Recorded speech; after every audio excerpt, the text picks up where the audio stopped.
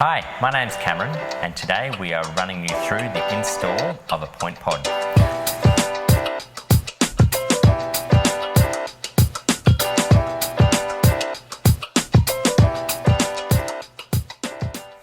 Today we're doing it in an existing kitchen, but this also correlates to installing into a new kitchen as well. So when you open your PointPod box, you have your PointPod unit. We encourage you to take a bit of care when you take this PointPod unit out. The top receiving cup there, that can get damaged quite easily, so make sure you look after that. We have our cord that plugs into the bottom of the unit, which will plug into a GPO in your cabinet.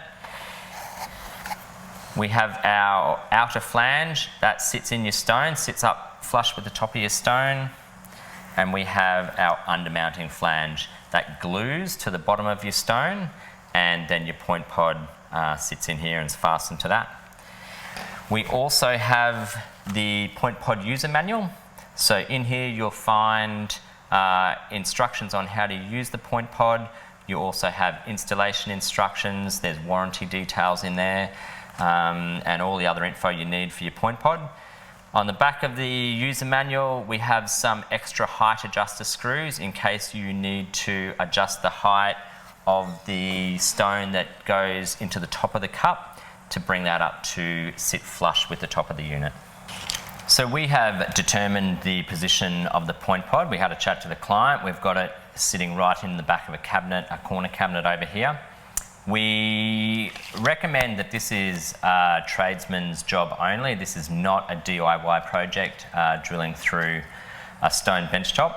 So just take that in mind when you're installing your PointPod. We have got a 100mm hole saw, so the PointPod, all the dimensions of the PointPod are set up to work with a 100mm hole saw, and that is fitted to a cut down drill press.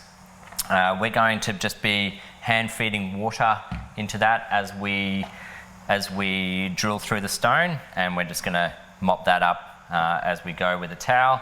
And it's actually a pretty neat process.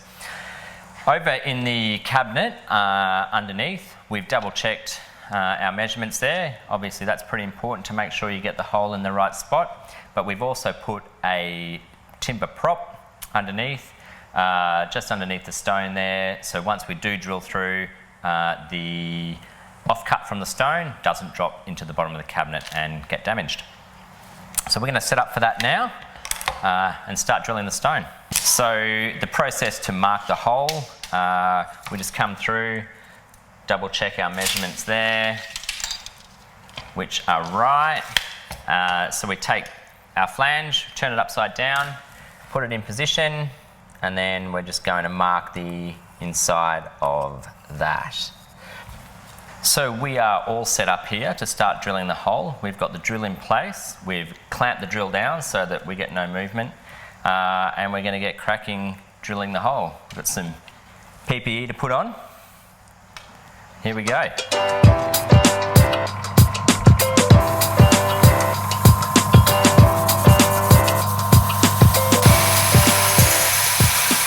Okay, so we have finished drilling our hole. We've got our offcut. Obviously we want to keep that. That's the integral part of the unit. You'll find when you're using a hole saw and drilling the hole, you've got this lip at the bottom that'll just need grinding off before you install it into the PointPod. If the hole is drilled with a water jet, obviously that's going to be super neat, and your hole's going to be super neat. We're going to clean up now and get ready to glue our flanges in place, ready for the installation. So now we are up to gluing our flanges in. So we've got our hole drilled, it's all ready to go. We take our outer flange, we want to sit that neatly down into position and set it up so it is flush with the top of the stone, like so. Now if your hole is a touch loose, I would just use some masking tape and just mask up the flange so it's sitting flush with the top whilst you go underneath and you glue underneath the bench top. So we're going to do that now. We're going to go under the bench top and we're going to glue this flange in, and then after that we're going to meg epoxy the flange up underneath the stone. So we're just going to mix some Mega Epoxy up now. We've got some here ready to go. So it's just a 50-50 mix with your Mega Epoxy. So,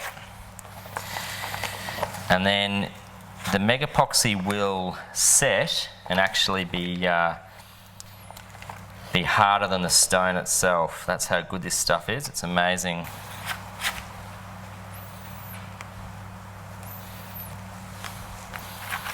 So we're just mixing this up now, and we've got a really limited time on this, so you've only got a few minutes. So we're going to make sure it's mixed really well, and then butter it onto our flange, making sure our flange is nice and clean.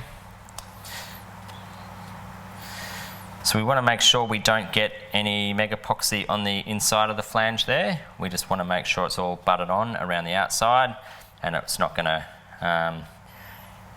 go internally. Alright, so we're just going to go and pop that under the stone and glue it in place. So we have just glued that up to the underside of the bench top. We have used the outer sleeve that we glued in earlier, is our positioning sleeve, and this flange just glues straight up underneath it.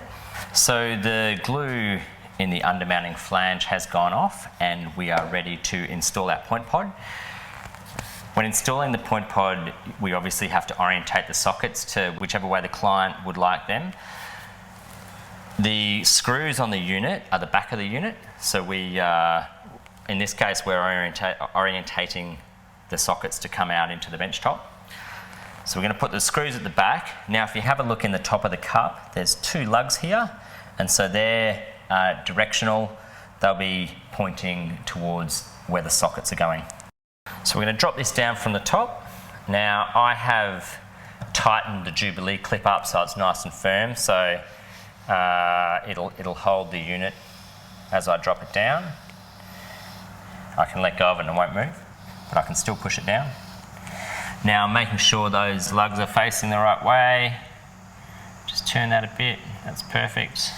I'm going to drop that down and I'm going to leave that and set that up to the right height. It's actually just moving a little bit on me now. So I'll let it go down slowly. We don't want to put any weight on this cup when we're installing it. It's quite fragile, as mentioned earlier. So I'm just going to go around and get that back up into position, and then we're going to tighten that Jubilee clip and get the PointPod sitting nice and flush in the bench top. So we've got that sitting up perfectly flush with the top of the bench top now, and we're just going to do that Jubilee clip up as tight as we can. Make that nice and tight. Okay, so we're just going to get our disc ready to be placed into the top of the unit. I'm going to take the trusty old combination square, set that up at the right height, and then I'm going to use that to set our height adjuster screws in the top of the cup. So what I like to do here is set these up so they're just shy of the right depth, because once we get that stone in, we're not going to be able to pull it back out again. So it generally works out perfectly if it's just a 1/4 mil shy of our true height, and then we'll fill that up with some silicone or some glue, and we'll glue the disc into the top of the unit.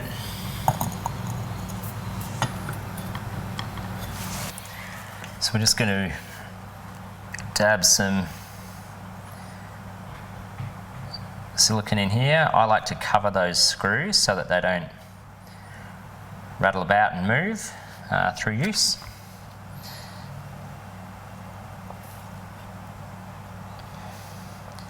And then I'll generally put a big blob in the middle as well.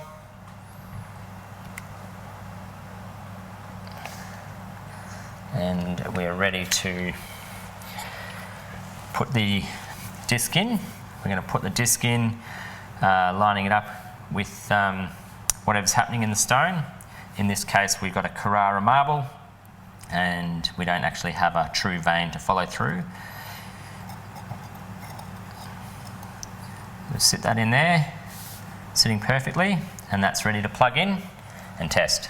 So we've got the unit installed and plugged in, ready to test. When we push it the first time, it's going to drive down, so don't be concerned that it doesn't pop up. So we activate that the first time, and then activate that the second time, and it should drive up, offering you the power points and the USBs. One more touch to the top, and the PointPod will return back underneath the bench top. So that concludes the installation of the PointPod, where power never looked so good.